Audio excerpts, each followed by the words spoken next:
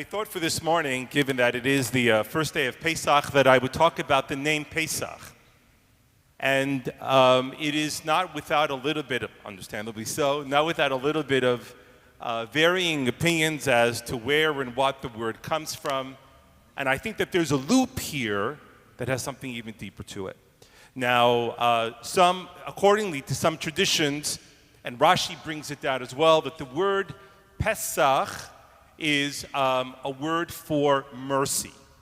And for those of you who are familiar with traditions that Jews from the Mediterranean basis and Middle Eastern Jews have, that in place of eating the maror, in place of eating the horseradish, they eat lettuce, particularly romaine lettuce if possible.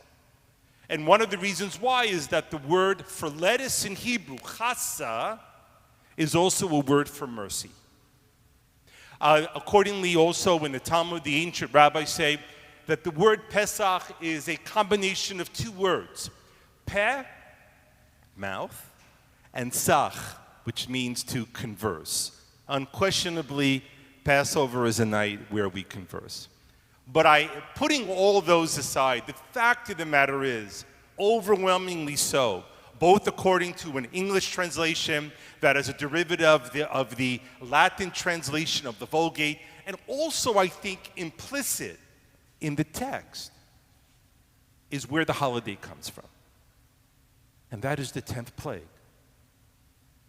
For those of you who follow the story, or for those of you who have watched the movie, you will know that it was declared by God to Moses that a 10th plague, and presumably a final plague, would visit itself upon Egypt, and that the angel of death would cast itself from every corner of the land, and that the Israelite homes that had lamb's blood put on the doorpost, a shadow, an echo of the mezuzot that we have today, that this angel of death would Pesach al Batei Bnei Yisrael. It would pass over the homes of the Israelites. And in commemoration of that moment, this holiday exists. Why? Because that was the final plague. That with the deaths of the firstborn of the Egyptians, that it created the moment of the denouement, of the final breaking of the back of the Egyptians and of Pharaoh in particular. The text particularly records that a cry emerged out of the house of Pharaoh, the likes of which have not been heard either before or since or ever after. And the obvious question that emerges from this is, how could such a terrible plague, were the deaths of the firstborn of the children of the Egyptians, how could such a terrible plague take place? First, I want to say to you that it's critical to understand, and I appreciate the fact that people will disagree with this, of course. But I believe it is important to understand that the biblical record does not try to teach history. There is no history taking place here. History in the sense of the kind of history that you and I learned in school, where there are dates and people and locations that we had to memorize and regurgitate. The stories that are told in the Torah are not meant to create a story of history, but they're meant to create a story of values. They're trying to teach us something about ourselves and about life. To understand the 10th plague, we have to go back to the beginning. And the beginning of the story is a horrible, horrible story, where the Pharaoh wakes up one day from a horrible dream, and his interpreters tell him that the dream speaks to him that the Israelites are a fifth column, that there are a potential that these Israelites represent to bring down his empire, and that a Messiah will be born to the Israelites, a man, a child, who will lead the Israelites out of Egypt and bring the ruin of Egypt, because the Egyptians had at their hand a tremendous economic advantage. they had slaves. And those slaves were going to leave, and Egypt would collapse. So the Pharaoh does, taking a page out of what would be quoted to Joseph Stalin, the Pharaoh does the simple kind of math and says, if you get rid of the man, you get rid of the problem. And the Pharaoh decrees that all the firstborn males of the Israelites, all of the children that are born, of the men, that they'll be put to death. Some traditions say that later on Pharaoh recanted by saying that not only the boys that are born, but also the girls, that all the children were to be put to death. And where were they put to death in? The tradition records in the Torah that the Israelite babies were tossed into the Nile River to drown. It's a horrible story. And that there was one child, we are told, and the Kabbalah, Jewish mysticism, records that Moses was born premature. He was born premature by 2 months. And because Moses was born so early, the Egyptians were not following his pregnant mother. And then when he was born and when he was old enough, he was placed into a basket and sent down the Nile River. And who plucks him out of the water? Pharaoh's daughter. And she knew who it was. Because what other children were floating in the river except for the Israelite children? Yes, this one was alive. And she brings it into Pharaoh's house. And then very quickly the story progresses where Moses grows up. He then kills an Egyptian. He has a bounty on his head. And he has to leave and he goes to Midian. And then he approaches the burning bush. And then he is sent back. And then he tells Pharaoh that there's going to be a plague to come to Egypt. After Pharaoh says that he will not let the Israelites go. And what is the first plague of the 10 plagues? I'm testing you now. The first plague is dam, blood. The text tells us that all the waters of the Egyptians, the water that was in their water bottles, and the waters that were in their cisterns, and the water that was in their lakes, and the water that was in the river, it all turned to blood.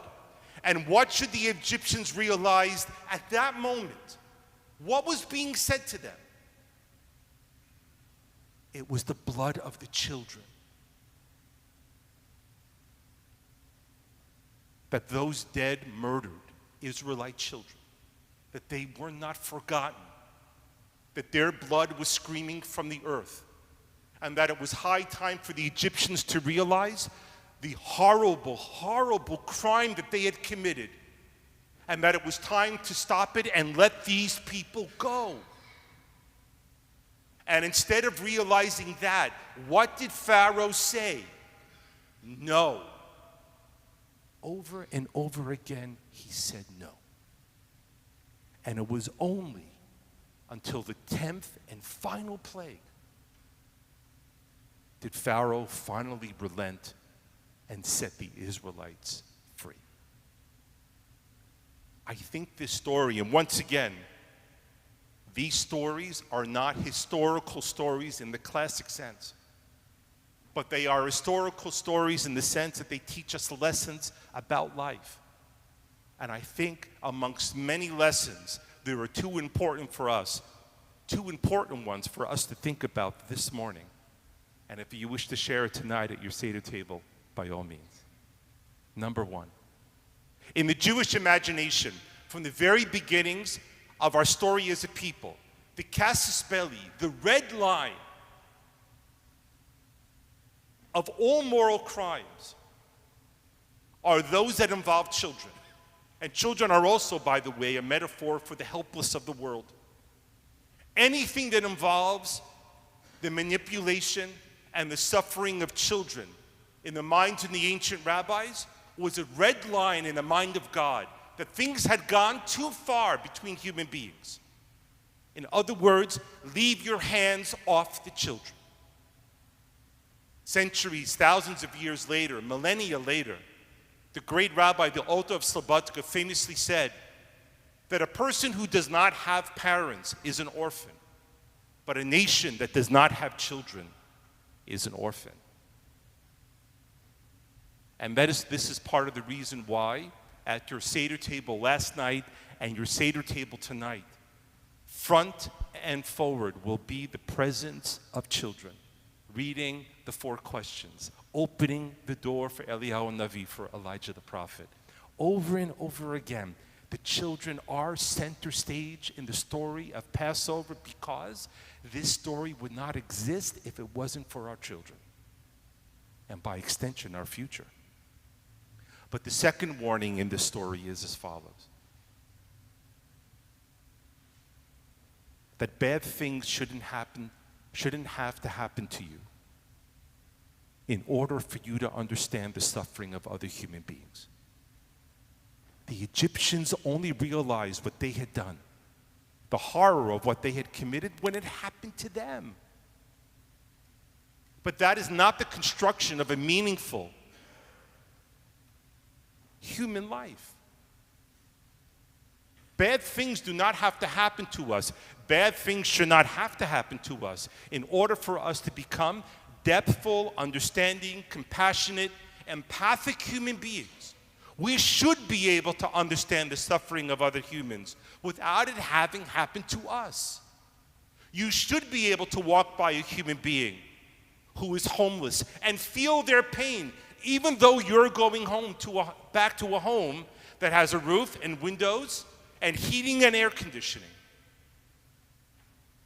You shouldn't have to go bankrupt to feel the pain of someone who has no money. You shouldn't have to lose someone you love to understand what it's like to lose someone you love. And the failure of Egypt was that they had no understanding, no acceptance of what it was like to suffer until it happened to them. As Golda Meir once famously said, that we could forgive the Arabs for murdering our children, but we could never forgive them for making us kill their children. And that the story repeats itself over and over again. The call on Pesach is to hear these lessons, understand the values they teach, so that we can become better for it. The point of it all is to become better human beings. Chag Sameach, everyone.